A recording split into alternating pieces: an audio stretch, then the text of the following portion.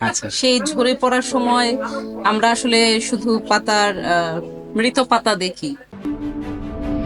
চলুন নতুন মানবিক দুনিয়া গড়ি। মানুষের কাছে বিশেষ মানুষ আনি, শিক্ষক আনি যারা সমাজ নির্মাণ করে, এবং আবৃত্তি শিল্পী, সঙ্গে লেখক যারা আমাদের সঙ্গে যুক্ত আছেন এবং পরবর্তীতে যুক্ত হবেন। সবাইকে স্বাগত জানাচ্ছি। অনিতা দাস, আপনাকে বিশেষ করে শুভেচ্ছা জানাচ্ছি বঙ্গ নিউজ বিটিসি চ্যানেল থেকে। আপনাকে অনেক ধন্যবাদ আমাকে আজকে এখানে ডাকার জন্য। আপনার সঙ্গে আমরা দুজন বসেছি, আমি লুৎফর রহমান জয় এবং আমি সানজিদা নদী। দুজন আপনার সঙ্গে একটু কথা বলতে চাই। জি। বিষণ্ণ পাতারা কাঁদে বনভূমির কোলে। বাহ, একটা ঠিক চিত্রকল্প আমার মাথায় এসে গেল। আসলে বিষণ্ণ পাতারা কেন কাঁদছে বনের কোলে? আসলে বিষণ্ণ পাতা, পাতা তো বিষণ্ণ হয়ে ঝরে পড়ে। আচ্ছা, সেই ঝরে পড়ার সময় আমরা আসলে শুধু পাতার মৃত পাতা দেখি, কিন্তু সে যে ঝরে পড়েছে তার জন্য তার ভেতরে কতটুকু কষ্ট ছিল, কান্না ছিল, সেটা কিন্তু আমরা দেখি না।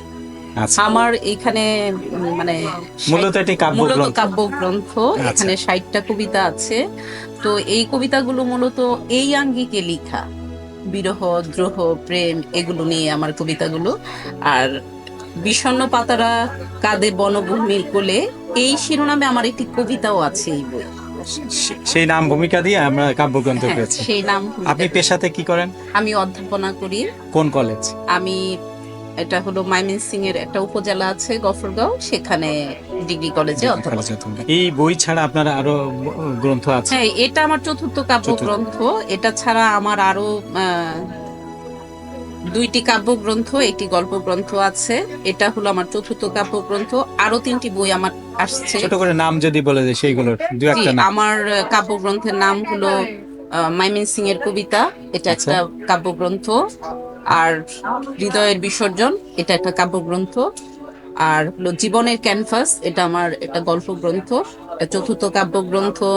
বিষণ্ণ পাতারা কাঁদে বনভূমির কোলে, এটা চতুর্থ কাব্যগ্রন্থ। আর পঞ্চম কাব্যগ্রন্থটি হলো ভগ্নাংশ জোড়া দাও, এটা আচ্ছা। প্রতিবিম্ব প্রকাশ থেকে আসছে।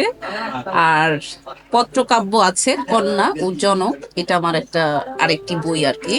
এটা মূলত বাবা মেয়ের কথোপকথন। আচ্ছা ম্যাম, আপনার কাছে আমার একটা প্রশ্ন, যে আপনি যখন লিখেছেন তখন কোনো বাধার সৃষ্টি হয়েছে কিনা, বা কোথা থেকে আপনি অনুপ্রেরণা প্রথম মানে সৃষ্টি নারী হিসেবে কোনো প্রতিবন্ধক? নারী হিসেবে? জি। আসলে নারী হিসেবে প্রতিবন্ধকতা কিছু থেকে যায়। আচ্ছা, যেমন আমি অনেক ছোটবেলা থেকে লেখালেখি করি। আমার স্কুল ম্যাগাজিন, তারপর বিভিন্ন পত্রিকায় লেখাগুলি আসতো।